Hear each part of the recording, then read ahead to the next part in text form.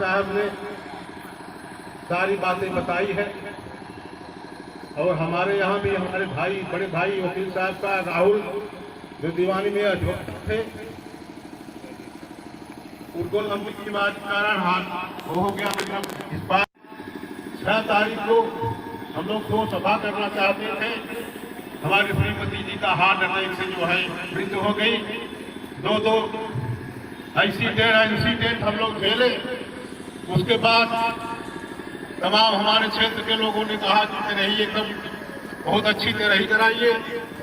तमाम लोग, जब मैं 15-20 दिन तक इलाहाबाद में गरुड़ारी हॉस्पिटल में पड़ा था, तमाम लोग देखने भी गए थे, लेकिन किसी ने नहीं कहा कि आपके पास पैसा है कि नहीं है। 10-20-50 हज़ार रुपये में देता हूँ अगर बीमार ठीक हो जाती है।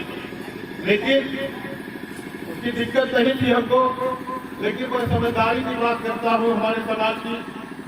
हमारे भाई साहब के इस बार होने के बाद कई लोग हमसे अगल बगल में बुला करके कहे कि कोई पैसे वैसे की दिक्कत हो तो बताइएगा।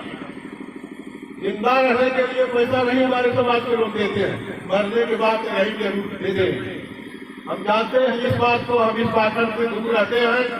इसलिए कि हम कम्युनिस्ट पार्टी की राजनीति करते हैं, हम भगत सिंह को पढ़ते हैं, सोशल हिंदवाद की स्थापना की बात करते हम लोग पढ़ते हैं।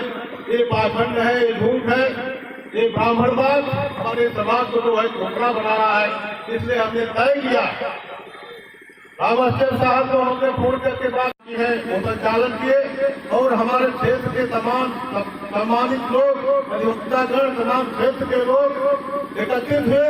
हमने शोक सभा किया और शोक सभा में हमने डायरेक्ट कहा कि व्यवस्था खत्म होनी चाहिए। अगर कोई 10 लाख रुपया कैंसर में अपने घर वालों को लगा के आता है तो समाज के लोग ठोकते हैं कि तेरही भी बढ़िया चाहिए।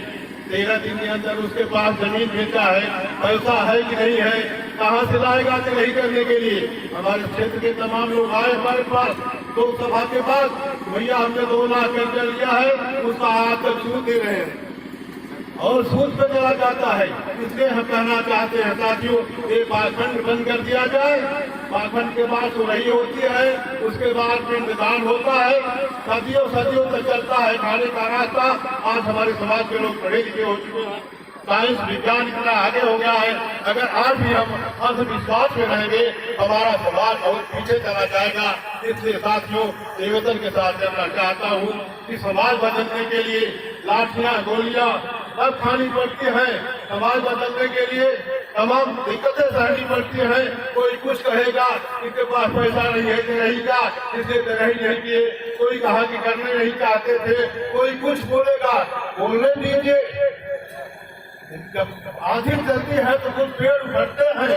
इसलिए मैं कहना चाहता हूँ दोस्तों कि जो बोलता है उसको बोलने दीजिए। अपने समाज को आगे बढ़ाने के लिए हम सबको संगठित होकर के इस तेरहवीं का बहिष्कार करना है। और ये बहिष्कार ही हमारे समाज में भाई भोलेनाथ यादव जी, जो हमारे क्षेत्र के ही थे, लेखुआ से जाते थे, पूर्व विकास अधिकारी थे, हमारा अच्छा संबंध था। हमें भी बहुत बड़ा दुख है इनके न रहने पर। ये श्रद्धांजलि समारोह में मैं शरीक हुआ हूँ और आप लोगों से निवेदन करता हूँ, ये आगे तक ये सिलसिला जाना चाहिए। इन्हीं चंद शब्दों के साथ अपनी बात समाप्त करता हूँ। जय हिंद।